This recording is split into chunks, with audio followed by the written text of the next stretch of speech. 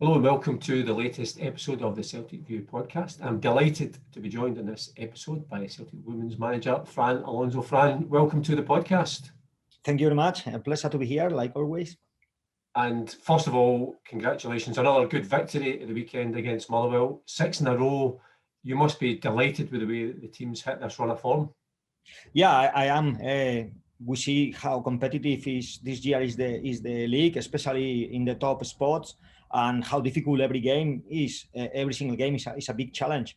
To manage to win 6 in a row is not easy, and we have to be proud of the performance of the girl over all this period. Yesterday it was again a great first half, which is what really wanted, and then we managed in the second half to just control the game, rest some legs that are needed because we got now 6 games in less than 3 weeks. So it's a very busy schedule, and we managed to get the 3 points, the clean sheet, and save some of our players' legs. So I think a very, very positive week, and now full of confidence and enthusiasm for Wednesday game. Yeah, it's funny because obviously the result, not only our result, but results elsewhere, Glasgow City beat Rangers. We're now up to second. We're only 5 points behind Glasgow City, who will be playing Wednesday night. So a victory there, we really close the gap. I got the feeling, obviously the first game back, we lost to Glasgow City. It was almost as if a lot of people externally had kind of written us off. And I kept hearing people talking about this 2-horse title race. And I kept thinking, well, we're still in it. We are a pretty good third horse for a 2-horse race. So yeah, absolutely. I can't complain about that. Everyone have their opinion. They don't know how we work. They don't know the talent or how the girls are doing, how we are developing a playing style that is not easy to do. So, external people, they're entitled to their opinion. If they rip us off, it's only, their problem. We believe that our focus is in the next game, but we believe we are good enough to fight for everything. Obviously knowing that this is our first year as professionals. For so many players, it's the first opportunity they got as a full-time footballer. So with the change that brings inside the pitch and outside the pitch as well. So it's a transitional year, which we are doing very well, to be fair. I'm actually glad that other people say it's a 2-horse race. Celtic is, it's good. It motivates our players to do even better. But honestly, Paul, I don't look at the table. For me, it's irrelevant where we are now. We know it's 6 games in a row. That's very important. And then the next 3 points. So, again, we go into a game assuming that it's a cup final, and we will try to, especially to play better than we played last time that we faced them. We have a poor game, and we will make sure that we don't repeat that. So in terms of performance, intensity, and aggression, we are at the top of our game, and then hopefully we can get the 3 points against obviously the 13-time champions. They are 13-time champions for a reason. So we have to respect the experience and the status they got. But we are. I think I like my team, and we are in a very good state of mind to approach the game. So we are all looking forward for the Wednesday game. Yeah, I mean, it doesn't get any tougher than that than a game against, as you say, the team that's won the league for the last 13 years, the top of the table at the moment. But as you said, again, after that defeat to Glasgow City, we've gone on a great run. I think it's something like 23 goals scored, only 2 conceded. We're getting into this game full of confidence. So you can't really ask for more for your squad. And as you mentioned right at the start of this podcast, Sunday's performance, and particularly the first half, it's allowed you to maybe rest some of the players so that they'll be absolutely ready to go come Wednesday night. Yeah, it's all about how we can manage first the depth of the squad. Every player is key. Every player is important. We've got 20 fit players, and they will all play a part. So it's how we manage this squad. Players minutes and players confident, and they feel that they are contributing to the team, whether they play 10 minutes, 5, or they don't play or play 90. And then obviously manage the amount of games with our style, because we are a team that like to press very aggressive and very high, and that got more demand on the legs. So we will have to adjust to every game, take each game at each time. But as you say, we are in a very good form. We are very high in confidence, and we know we have beat them already. It's just, it's not our fault that it didn't count, but we have beat them. So although they are the best team in the country, we have shown that we beat them twice actually in a row. So, we can do it. It's just about, we need to be our very best and make sure we don't make mistakes. And, how we approach the game is going to be key. And I think we are in a very good place. So for sure, it's going to be a very good, exciting game. First between second right now, but It's 3 points that we won like every other game, and we need to try to make sure every Celtic fan is proud of seeing the girls representing this badge.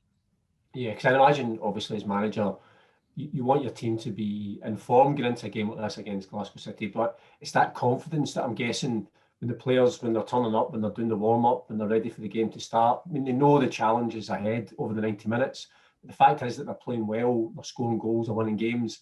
That in itself just breeds confidence that they think, well, we can go out and beat this team again. Yeah, and we have shown that in the first half, our two first yesterday, our two first shots on target was 2 goals. Against Rangers at Celtic Park, from 3 shots, we scored 1 and we hit the crossbar. So this requires a lot of mental focus, mental strength to be able to finish when you got opportunities in games that maybe we are not going to have 24 opportunities that we might have in other games.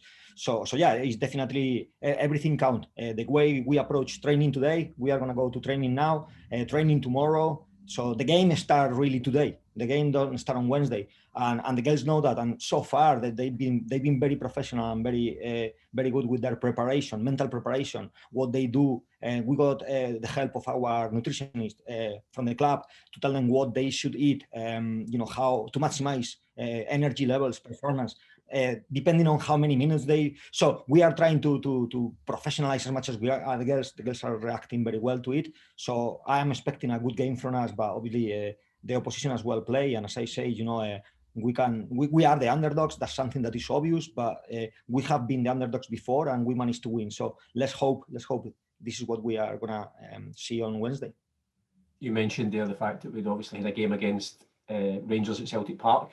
And I was going to obviously ask you how you enjoyed the experience. I'm guessing the biggest enjoyment was the fact that we won the game with that great goal late on from Mariah Lee. Yeah, it was an unforgettable experience. That will stay with us for the rest of our lives. And we knew that before the game. We talk about that. We say, girls, we can make this game one that we want to forget tomorrow, or we can make a game that we will remember for the rest of our lives. So it's our decision. And I think the fight, the spirit, the aggression, the belief to score in the 80th minute and keep going. Although, they got good spells of pressure. We dealt with their pressure, and then, you saw how we commit bodies forward. So the draw wasn't good enough for us.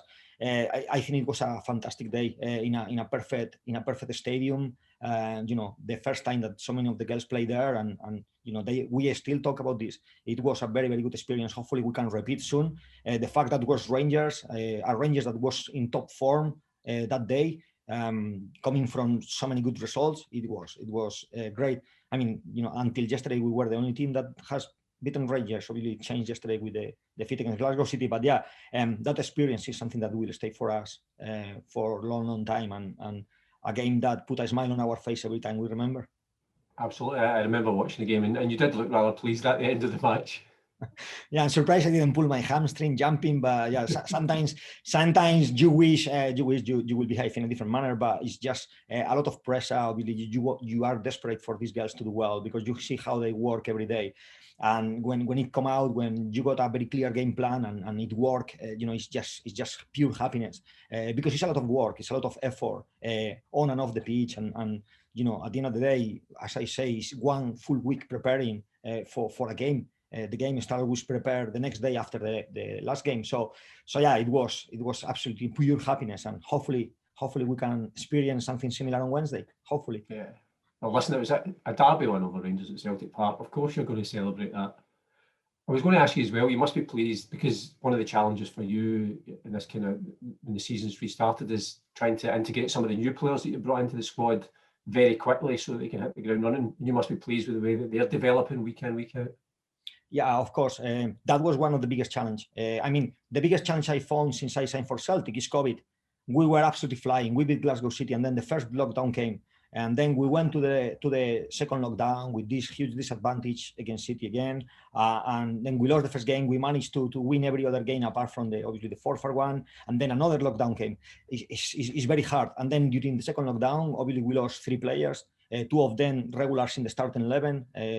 And we have to replace them. And we have to replace them and bring players from abroad to a league that we didn't know when was going to start. So, and the transfer window was shutting. So it's like, okay, if I sign with you, when are you going to play?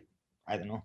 We didn't know, so it was very, very challenging. So I mean, it was a team effort. Directors, board members, secretary, everyone, obviously the coaches, all the research analysts. We did a lot of research, and I think we got it right. I think we make a team stronger than what it was, and that was something extremely difficult. You see the last performances of Mariah Lee, Anna Philby. They are growing, they are contributing to the team. Josh has been a little bit, a little bit unlucky with a injury, but again, she has already assisted. She has been man of the match a couple of times. So every player, Issy got just 90 minutes. Again, growing, only 19-year-old.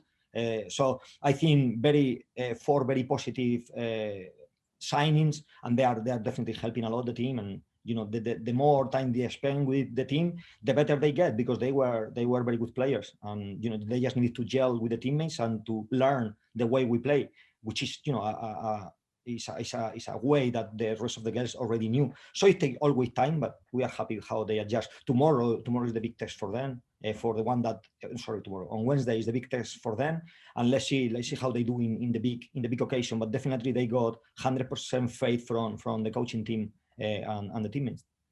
You mentioned already the fact that effectively for you the game almost starts today on the Monday when your training session. You get training session on Tuesday, and of course the actual 90 minutes on Wednesday. It, again, is one of the things for you is to make sure that the players on the Monday just focus on the training Tuesday, and then just look no further than this game. As you say, don't look at the league table, don't look at the implications of the win, and just take the game in isolation. Exactly, and you saw, Paul, you just mentioned we were 5 points behind both, and everyone said, "Oh, you are out of it," and we didn't worry about that. We worry about the next 3 points.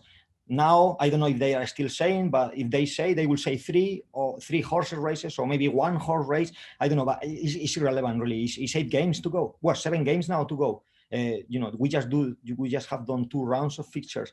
Still 21 points to play for. 5 points is nothing.